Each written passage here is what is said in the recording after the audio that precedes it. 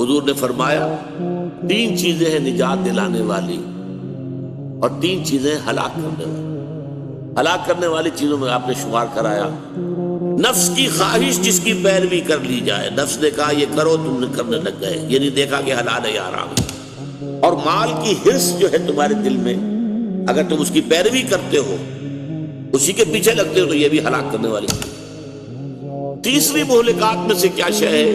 انسان کا اپنے آپ کو کچھ سمجھنا، اعجاب المرء بنفسہ، اور فرمایا وَهِيَ أَشَدُّهُنَّ، یہ جو ہے شدید ترین ہے، سخت ترین ہے۔